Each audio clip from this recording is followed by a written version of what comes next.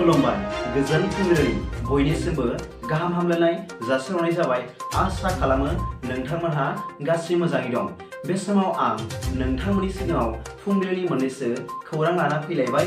अन्नानै भिडिअखौ स्किप खालामाजासे जोबजासिम नायलांदो। दिनैनि फुंबिलिनि मोननैसो खौरांफोरा जाबाय। गिबि रादाबाव दं। गिबि मन्थ्रिनि बियाबावबो होखारनाय हाबाफारिया सोलिदों।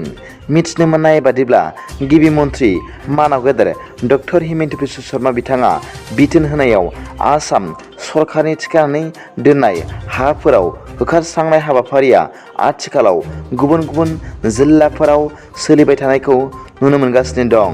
नाथाय बिथाङा गावनि बियाबखौबो नागाराखै।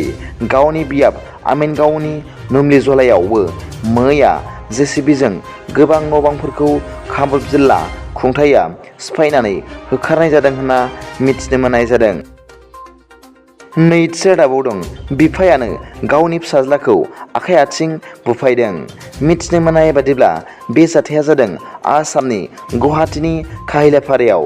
जाथायनि सोमोन्दै मिथिनो मोननाय बादिब्ला थांनाय बृहस्पतिबारखालि गावनि बिसि न'आव गैयैखौ खाबु लानानै गावनि 5 दाननि हौवासा गथ'खौ बुनानै आरो आखाइ आथिं सिफायनानै गारहरनानै दोनदोंमोन आरो उनाव खाथिनि सुबुंफ्रा मिथिदोंमोन आरो पुलिसनो खिन्थाहरदोंमोन।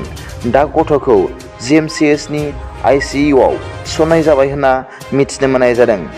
एक्सट्रानि गेजेरजों मिथिनो मोननाय बादिब्ला गथ'आ आथिं आखाइ बायदों होनना मिथिनो मोननाय जादों।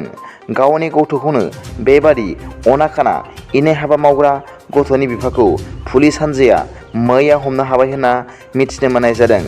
बे अनागारि आखुनि सुबुंनि मुंखौ अलकेश गस्वामी होनना मिथिनो मोननाय जादों। थामथि रादाबाव दं। मैया सुनिबारखालि बिटिआरनि हाग्रा बिफाननि मावफुं सोद्रोमा मानाव गेदेर रनजित बसुमतारिया खौरांगिरिफोरनि सिगाङाव फोरमायदों दि BPFआ हाग्रा दानस्रांनो थाखाय सुबुंफोरखौ थुलुंगा होगासिनो दं होनना फोरमायदों। लोगोसे बिथाङा फोरमायबावदों दि नांगौब्ला जों राजखान्थिनिफ्राय नागारना थागोन, नाथाय हाग्राखौ जोबस्रांहोनाय नङा। सोरबा दादागिरि जानानै हाग्राखौ फोजोबस्रांनो सानदोंब्ला बिथांमोनहा जेल जानो थाखाय थियारि जाना थाखा होननानैबो बिथाङा फोरमायबावदों।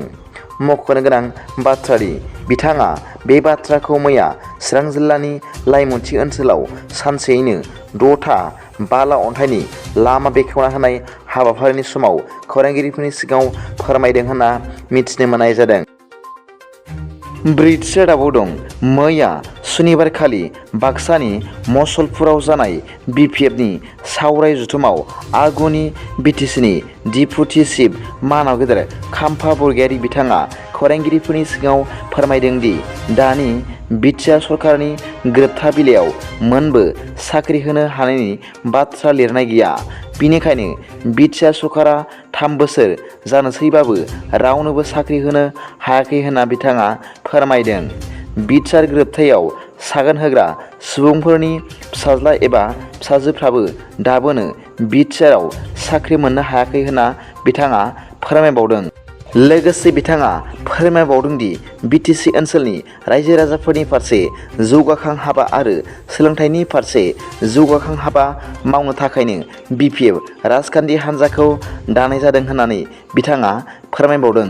सिमा बारायनायनि सायाव खौरांगिरिनि सोंथि बायदियै बिथाङा फिननाय होनानै बुंदों दि सिमा बारायनायखौ जोंबो मोजां मोनो आरो बरायो, नाथाय सिमाया माबायदि बारायगोन बेखौ बयबो नोजोर होनांगोन। सिमाया जुदि स्टेटलाइट टाइपनि एबा दाबफा दाबफा रोखोमनि जायोब्ला जों गोजोन्थों।